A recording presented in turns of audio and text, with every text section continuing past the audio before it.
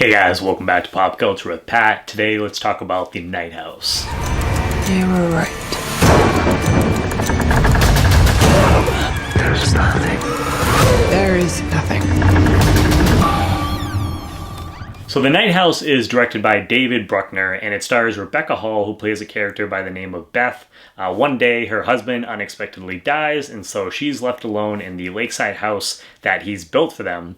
In the wake of his death, she starts to, notice some weird things about the house, and also uncovers some, strange secrets about her husband's past as well. And that's all that I'm going to say as far as like the plot goes for this film, guys, because I definitely want you to go into this as blind as possible, because I saw, from the initial trailer, I wasn't really interested in this film, at first, because it kind of gave me the vibe that it could be one of those like late summer releases of a, thriller horror movie, and, just kind of could be kind of generic. And I was like, yeah, you know what?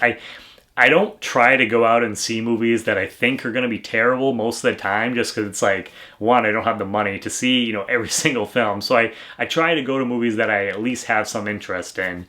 Initially I was like, that might not be for me. But then, I started hearing it had some really good word of mouth. So I was like, okay, you know what? Let me go ahead and give this a try. And man, I'm so glad that I did, because I absolutely love this film and I want to talk to you guys about it. So first thing I want to talk to you guys about is just Rebecca Hall's performance. You've probably, if you've seen any other reviews, you've probably heard, people talking about it. And she was, I think, simply amazing in this movie. And really, The Night House, it kind of depended on her performance being good, because if it wasn't, this movie would have totally, fell flat. But I can tell you guys that she gives a really good performance as the character of Beth. The movie opens up and we see her coming back from, what looks like, her husband's wake. And so this film basically takes place in the days/weeks, after this tragic event happened. So we kind of get to see her go through, like the grieving process and what that kind of looks like.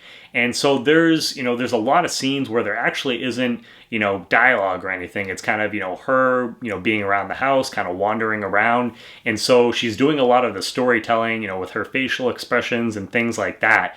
And, if you don't have a good actor or actress, in like this kind of role, like I said, the movie could completely fall apart, but that's not the case at all, with Rebecca Hall. She gave a great performance, and man, you can just tell that she put a lot into this role. Her friend Claire, too, played by Sarah Goldberg, I thought she was really interesting as well. She played like basically Beth's best friend in the film. And so, right from basically the beginning, after, things happen, she's with her, throughout the film. She's not in it, like every single scene with like Beth, but, she pops up and she's trying to help her character, get over this tragic event. And so I thought, she was a really good supporting character in this film, like as well. Also the guy, I'm skipping on his name right now, but he played like the neighbor. He's kind of like an older guy. I thought he was a really, nice character as well. So pretty much all, solid performances from everyone in the cast. I love, too, that The Night House doesn't rely on jump scares. Like, don't get me wrong, there's definitely some jump scares, in this movie, and specifically, there's one in the film that's executed really well, but the movie doesn't rely on jump scares at all.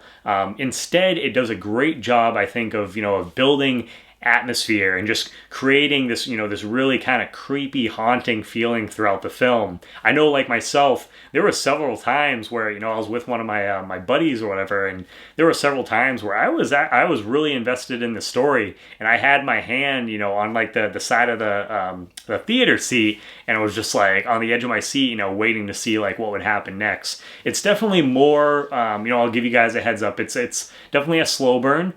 For the most part, which I actually, really enjoy those types of films. So I was all in for it, but it's definitely a slow burn. But there is some moments and stuff that are pretty intense, and just the atmosphere that, David Bruckner was able to create in this film. I think, when the jump scene or jump scares, did pop up, they just really helped, enhance those. I think it also helps too that, especially with horror movies, which I wouldn't like, it's definitely not like a straight up like horror movie. This is, it has like elements of like, a thriller, but it does have horror elements in there for sure. But anytime, in those, those two kind of genres where if you have a character that you don't really care about, a lot of times the story, just isn't going to work, or, some of the scares and stuff aren't going to be as effective because you don't really care about the character.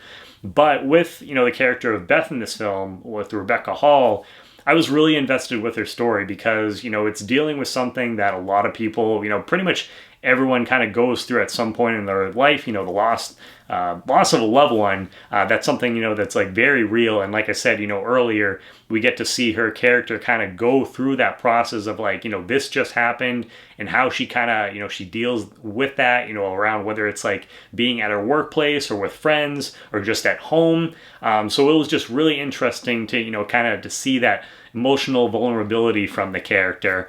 And, you know, it made me a lot more invested in the story. So I think when it came to the moments where, you know, things were supposed to be creepy and you were worried, you know, something might happen to this character, I was just, you know, a lot more invested. So these scares worked for me on like a whole nother level. And it also deals, you know, like with depression too. And I won't go into like too many details because, you know, some of it can definitely get into kind of like spoiler territory, but it deals kind of with those two, you know, real life things. A lot of people, you know, go through that stuff. And this gives the film, you know, multiple layers, you know, specifically the ending. I could see some people, the person that I went with actually was kind of divided, you know, on the ending. And I could see some people kind of being split on that. And, you know, I completely understand. There was like one element of the ending that I maybe would have, you know, changed, like if it was me. But overall, I did like, you know, how the film ended. And you know, it got us like talking like afterwards. We were talking about this film for a good, you know, like 45 minutes, like hour after the film, and just kind of breaking down, you know, what we kind of thought, you know, like this meant or that meant. So it's one of those kind of movies, at least, you know, in my opinion, that definitely, you know, it leads to, you know, a conversation about how you kind of interpret, you know, the film. And that's always, you know, that's really fun, you know, being a film fan, being able to kind of talk to other people and get their opinions on things. So this movie, if you guys couldn't tell, you know, I mentioned it earlier, I absolutely loved it. Yeah, it's just one of those, you know, movies that it definitely one of the biggest, you know, surprises of the year for me so far. Like I said, originally I wasn't going to check it out, but I'm glad that I did. And I feel like I actually haven't had a chance to look at the box office numbers yet, but I hope it's not one of those movies that go under the radar just because I feel like it is kind of a smaller release. So I hope people get to check it out because, you know, it's a great film. Definitely something that I'm going to be picking up when it comes out. Overall, I really enjoyed The Night House. It's a slow burn film that combines both thriller and horror elements to deliver a spooky film that I think, you know, is going to haunt a lot of people in more ways than one. So overall, as far as the score goes, I'm going to give this movie a 9 out of 10. Yeah, it's just something that, you know, it stayed with me, you know, after I finished watching the film.